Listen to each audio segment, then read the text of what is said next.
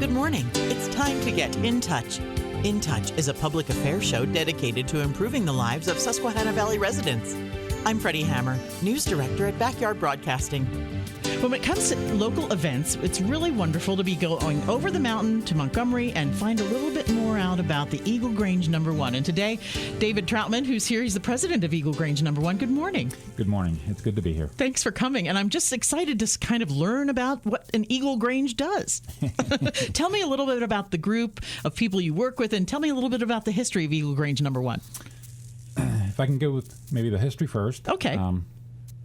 So after the Civil War, President Andrew Johnson commissioned to the Department of Agriculture to find a way to bring the South and the North back together, especially in the agricultural sector, because it was so divided after the war. And so Oliver Hudson Kelly was on this commission to go through the South on a tour, and then he came up with this organization called the Grange, and it's basically taken after like an old English estate, a farm estate. Okay. As far as the officers, the way they were positioned and so forth. But their purpose initially was primarily for agriculture, but to help the family as well as the economics of the ag community. It's interesting because I've been watching the musical Hamilton, which splits the State Department and the Department of the Treasury. And Thomas Jefferson had a lot of concerns about the agricultural community as far as the South goes. It's interesting that this completely brings that story together for me. So the Grange incorporates activities for the family, but beyond there, they also have like a lobbying group. So the members decide what the policy is, and then it works up through we have a local Grange. Eagle Grange is a local. And then we have a county, which the Granges from the county form and meet on a daily basis.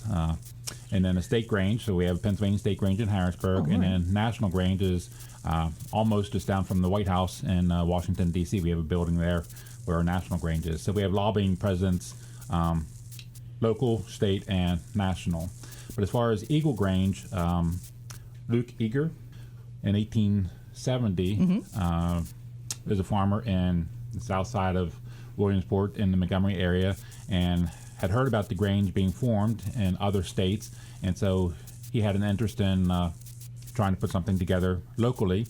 And so after some time, he found some neighbors and stuff to get together and form their own Grange, which became Eagle Grange, named after Bald Eagle Mountain. Okay. And it's the first Grange that was organized in Pennsylvania, so we're Eagle No. 1, and that was March 4th, 1871. So next March will be our 150th anniversary. So this Grange is the first in Pennsylvania, but it's the first that's also been active that whole time, even though some of the years in the early 2000s, the membership has not been that strong. It's still been an active Grange without closing or handing in charter back to the state Grange. So a person that joins with you folks, what is the purpose? What is a reason a person might join with the Grange to be active? Like, what is the active action?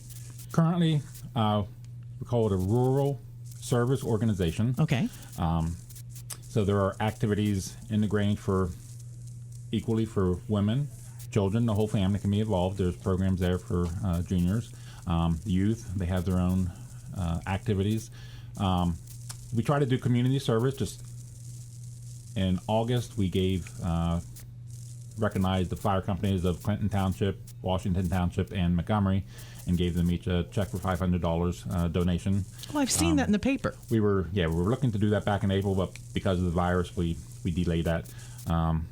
So across the state, we try to do community service projects such as that, maybe blood drives, giving clothing to the homeless, collecting food for food pantries, that sort of thing. But as the members come together, the work and the money that they raise typically goes back to the community and service-related activities. Well, there's one coming up Saturday, September 5th, over Labor Day weekend, which is pretty exciting stuff. That is correct. We are doing a pig roast meal for a $10 donation, plus some short service food, and a number of pies, very delicious pies. Oh, I bet you have some good pie makers. I think we do, yes. And then we will also be doing some yard sales. The Grange itself has some items inside that we're selling from our hall, plus we're renting spaces or having donations for spaces outside as well, 10 by 10, or bring your canopy and a table and you can set up. And we're hoping to have a good number of people outside to draw a crowd there as well. We're looking here at about 5 days out because, of course, being Sunday, you have all week long to contact you and ask to be a vendor there. Correct, yes. How can they get in touch with you, David? For the outside spaces or for yard sale, it's my phone number, 570-220-1685. And for the pig roast dinner, we're asking for people to call Joanne Murray, and her number 570-547-1340 for reserving that's a takeout dinner, but the short cooking, like hot dogs and sandwiches and pies and stuff, you can just come and help yourself and order there today. Tell me how the connection is between the Grange itself and the stone church that's on the grounds of the prison here down in... It's in Alvira. Okay. Where after... in World War II, the Alvira was taking for munitions, and so the people there were displaced, but the old stone church, Lutheran church, is still standing there. And so the Montgomery Area Historical Society still holds a Christmas get-together there with a meeting service, as well as there's typically a spring service there as well. It's on the federal prison grounds. But this year, because of the virus, I saw that has been canceled there this past week. That's too bad. Yeah, for the holidays and things going forward. Yes. But Joanne Murray, who is a member of our Grange, her father, when the church was being closed, purchased the dishes from the church, plates and it's called... Yeah, the china, I guess, right? Yeah. The porcelain plates. Correct. And so they've been in our Grange Hall since the 1940s. And because we are not currently serving dinners and the function of them is not suiting our purpose currently, we're trying to get them out to people who would like them as a historical value. And so those dishes are for sale. Lovely. Can people buy like a set, or is it just like, I want one teacup? We're selling them as per piece. Okay. At our sale here on September 5th. We've been in contact with Larry Stout at the Montgomery Historical Society and gave them a full set for themselves, and he just announced it at a meeting a week ago, and I've had some other people from their historical society interest and come and get some for themselves too. I bet there's so many families in this area that would love to have a piece of that because they're already connected to the group. That is correct. That's so neat. And it's going to be quite a yard sale, of course, with the vendors there. We are hoping for that, yes. How exciting. Yes. So we're looking for people to come and set up. If you have leftover yard sale items from this summer that you want to put up for sale, we'd be more happy to have them come and set up a spot. Well, coming up this week, you are doing an election of officers, and I know is that going to make some changes around here? Are you expecting different things for the next year? We have a couple members who have come from our state office to the historical program that we have there, State Grange, Doug Monzel and Jen Noss, who have also become members for our Grange, and they're going to be instrumental as officers with this election to help us, especially in programming, because, as I said, our Grange has sort of been, we've met, but we haven't been real active in the last few years. Sure. So because of the 150th celebration, we want to get a resurgence and invigorate it. And so Doug is acting as our lecturer, so hopefully we can have interesting programs so that people that come to the meetings, it's not just business, but you can learn something educational as well while you're there at those meetings. Well, if you'd like to come out to the events coming up this Saturday, it's going to be for the Labor Day weekend, beginning what time in the morning on Saturday morning? It's going to be 8 to 2. Okay. I believe the meal itself, if you've ordered the takeout meal, is scheduled from 10 to 1, but we can work around that. But the official time is 8 to 2. I plan to be there at 6, so if anyone wants to set up early, we'd be glad to have them come. Is there a history behind the Grange building itself? Which is there on, where is that? That's on Blind Road, East Blind Road? East Blind Road. We're just along Route 15. When, according to the history, when Luke Eager set up the Grange, he sold like a quarter acre of his ground. It had been, I think, the Smith schoolhouse. So it was on the west side of Route 15 from where it is now. But when Route 15 came through there with the construction in 1940, they actually moved the physical building to where its present location is. And since then, they've also added on a kitchen, some other space there from what the original building was. So this spring, we did renovate the building. Okay. It had been carpeted. We did laminate flooring downstairs, very beautiful, and repainted everything in that, even kitchen cupboards. And so if the building is available for rentals or people to use for donations throughout the year, the basic cost for that is $100 for people to use it for Christmas party, birthday parties. Baby showers. Yes, we've had a lot of those. That's wonderful. Yes. I had no idea. That's definitely like a bride and listening in, like, oh, maybe we could have a reception there or something. That is correct. It easily holds 60 to 70 people comfortably. Oh, and that's right within the guidelines of the state. Yes. As well. As far as the building goes in your involvement in history, are you a person that's more interested in family history, or does somebody in your family go back in generations, or are you just sort of a history buff and you enjoy it? I'm just curious about your involvement.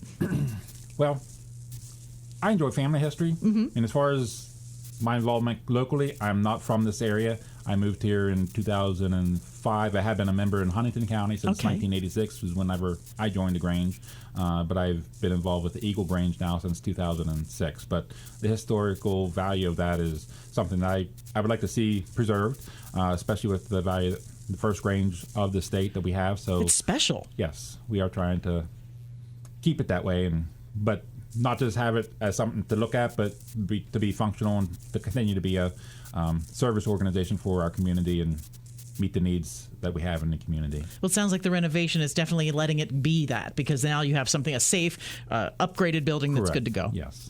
Awesome. Well, I'm looking forward to the sale. Maybe the Stone Church China would be something that, I was saying about a teacup. I'd like a teacup from there. Maybe I'll have to come on out over. Well, it's really exciting to know a little bit more of the history of the Eagle Grange number 1, which is available to get to on Route 15 right there. That is correct. Okay. Just, half mile below where the intersection of 54 and Route 15, where the new streets is going in. We're just down the road from there on the left side as you're heading south. And it's definitely to note that you need to call ahead for the pig roast dinner. At least as far as that would help you out. Yes, it would be beneficial for us to have a count of how many dinners we need for that. But if you miss the deadline or don't make that call, we'd still have some dinners available to serve you. How are you going to make the pig? Who's going to do it? Doug Bondel is the primary kitchen help for that day. Does he have a smoker, or does he? The way I used to live in the Carolinas, they used to dig a hole in the ground. Yeah, I know when you say roast pig or pulled pork, different connotations come to mind. This is more just a roast. Pork loins that have been roasted. Yeah, so a roll will come with it, but it's not really a sandwich. It'll be on a plate with your baked potato and baked beans and coleslaw and other amenities.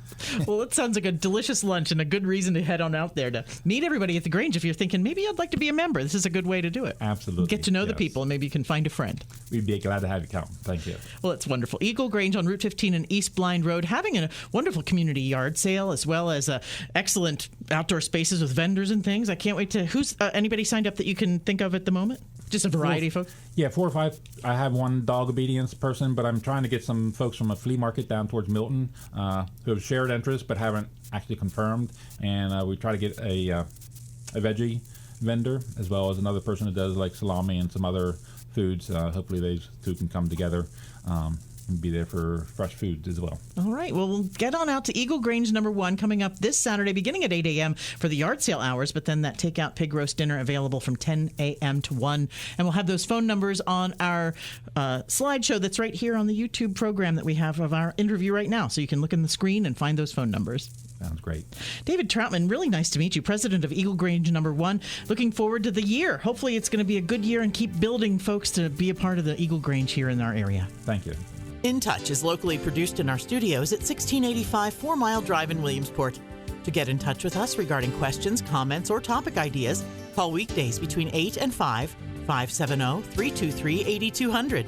You can also write to us at 1685 4 Mile Drive, Williamsport, PA 17701. Attention Freddi Hammer. Or email me at fhammer@backyardbroadcasting.com. For archive programs of our InTouch series, you can subscribe to our YouTube channel, Backyard Broadcasting.